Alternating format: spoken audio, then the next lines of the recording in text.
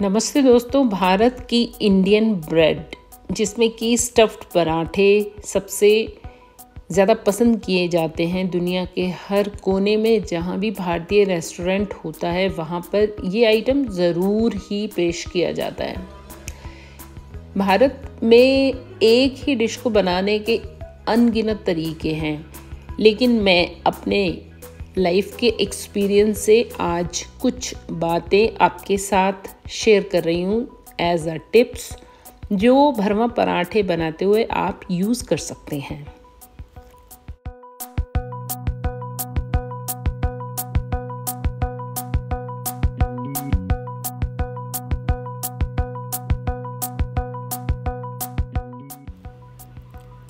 Indian bread में अगर stuffed पराठे बना रहे हैं तो हम तवे पर सबसे पहले थोड़ा सा ऑयल डाल देते हैं ताकि वो शुरू से ही क्रिस्पी होना स्टार्ट हो जाए। और मैंने ऑयल बहुत कम डाला है इसलिए उसको फैला दिया है। अब मैं आपको दोबारा से बताती हूँ कि जो आटा मैंने गूँथ के रखा है, गेहूं का आटा पानी के साथ मिक्स करके डो बना के रखा है, उसकी एक लोई ले ली। उसके बाद उसको मैं उंगलियों से फैला रही हूँ, बड़ा कर रही हूँ। बीच का हिस्सा मोटा है क्योंकि मैंने अब जो उसकी हाथ में ही कटोरी जैसी शेप बनाई है उसमें मैं ये पनीर का मसाला भर रही हूँ और बहुत ही ज़्यादा हल्के हाथ से ये सारा काम किया जाएगा। और आटा इस तरीके से खींचकर मैं बंद कर पाऊँ उसके लिए आटा हल्का सा पतला गूँथ के रखना चाहिए, जितना हम प्लेन चपाती का रखते हैं उससे थोड़ा सा पतला, ताकि उसमें जो स्टफिंग है वो अच्छे से सेट हो जाती है। और ये जो अब मैं बेल रही हूँ इसमें हल्का हल्का गोल गोल घुमा रही हूँ ताकि जो मैंने स्टफिंग भरी है वो फटकर बाहर ना आ जाए। एक साथ सारा काम हमें करना है, तो जो इंडियन फीमेल्स हैं वो ट्रेंड हो जाती हैं बनाते बनाते। आप एक बार दोबारा देख सकते हो कि किस तरीके से सारा काम ये हो रहा है।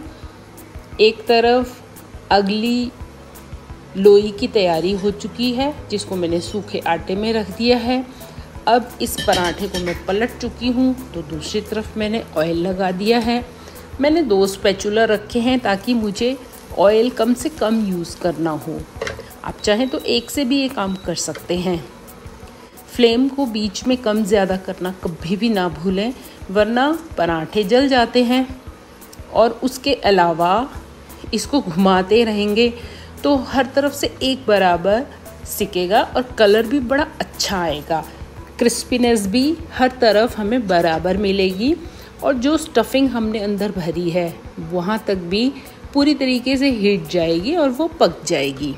तो अब एक पराठा तैयार हो गया है, दूसरा मैंने बेल के रखा है तो मैंने तवे पर रख दिया है। तवा ऑलरेडी ग्रीस्ड है। अब मैं तीसरे को बेल रही हूँ, तो ये स्पीड भी हमें मेंटेन करनी है। अगर ना हो पाए तो कोई प्रॉब्लम नहीं है, बीच बीच में फ्लेम को एकदम स्लो भी कर सकते हैं। और जहाँ से अगर पराठा हल्का फुल्का फट जाता है तो सूखा आटा उसके ऊपर हम लगा सकते हैं।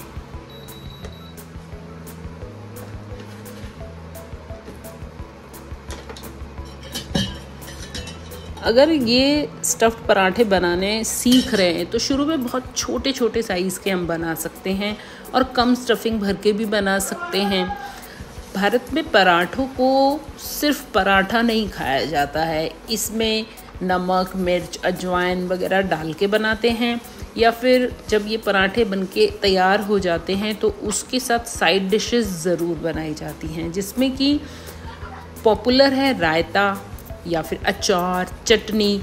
लेकिन इस वीडियो में मैं आपको एक और तरीके का पराठा जो कि एक ही बार में बन जाएगा, उसको स्टफ़ नहीं करना होगा लेकिन उसमें फिर भी कोई ना कोई चीज़ ऐड होगी, वो दिखाऊंगी। और साथ में दिखाऊंगी रायता, जो कि इंडिया में साइड डिश के लिए यूज़ होता है और बहुत आसान होता है लेकिन हेल्दी बहुत होता है। तो इस तरीके से ये पराठे मेरे यहाँ पक चुके थे। उसके बाद अब जो मैंने रायता बनाया है इसमें मैंने लिया एक प्याज, थोड़ा सा खीरा। इसकी मात्रा अपने हिसाब से कम ज़्यादा कर सकते हैं। तो इसको सबसे पहले छीलकर कद्दूकस कर लिया है।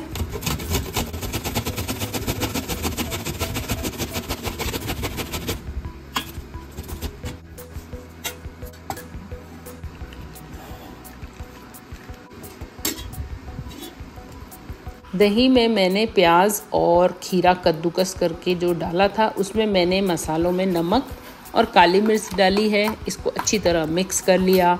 कंसिस्टेंसी अपने हिसाब से कम ज़्यादा करने के लिए मैंने इसमें थोड़ा पानी भी ऐड कर दिया है।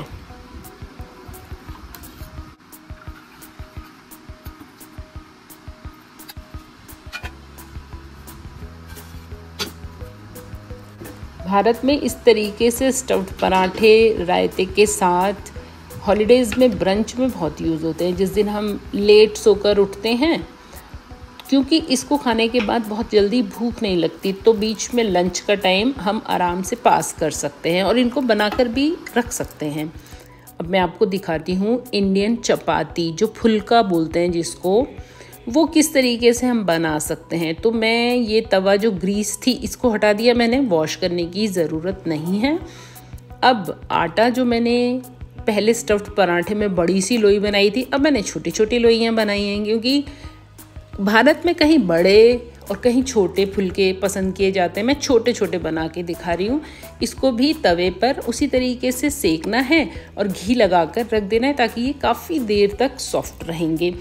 इन फुलकों को हम अगले दिन तक यूज़ कर सकते हैं।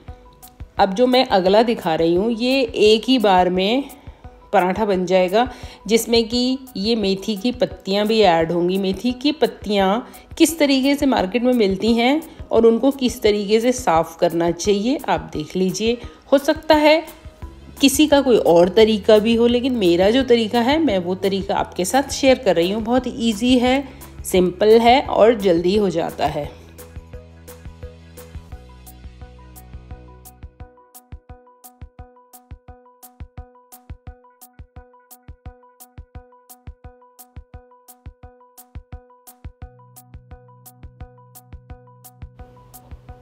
एक छोटा टुकड़ा अदरक भी मैंने इसमें कद्दूकस कर लिया है। और इस मेथी को काटने के बहुत सारे तरीके हो सकते हैं। ये मेथी सूखी भी मिलती है भारत में, और इस तरीके की पत्तियों के रूप में भी इसको यूज़ किया जाता है। इसकी सिर्फ पत्तियां भी कई लोग यूज़ करते हैं, मैं इसकी डंडियों सहित यूज़ कर रही हूँ। अब मैंने गेहूं का आटा लिया है, उसमें थोड़ा सा मैंने मसालों के रूप में जो डेली यूज़ होते हैं आप वो डाल दीजिए। मैंने इसमें बहुत हल्का नमक डाला है। थोड़ा सा अब मैं मेथी पाउडर डाल रही हूँ।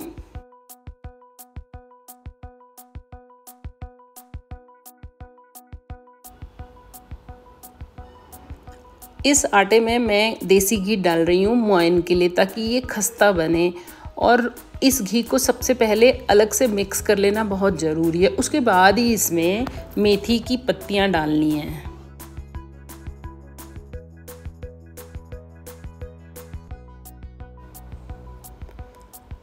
कुछ देर ढकने के बाद ये पत्तियां इसमें अपना पानी छोड़ देती हैं और आटे की शक्ल कुछ और बन जाती है। डो बनाना बहुत इजी हो जाता है। डो को अच्छी तरह बनाने के बाद अलग अलग लोइयाँ बना ली हैं, कहीं कहीं उसको पेड़े भी बोला जाता है।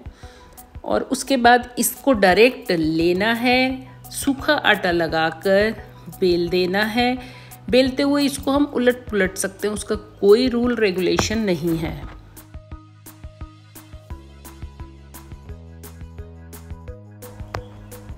मेथी को मैंने आटे के साथ ही डाल के पराठे बनाने स्टार्ट किए हैं। इसके लिए इसमें मैंने घी डाल दिया था साथ में, क्रिस्पीनेस लाने के लिए, क्योंकि मेथी को पकने के लिए भी अंदर का घी मिल जाएगा तो वो डिलीशियस बनेगी।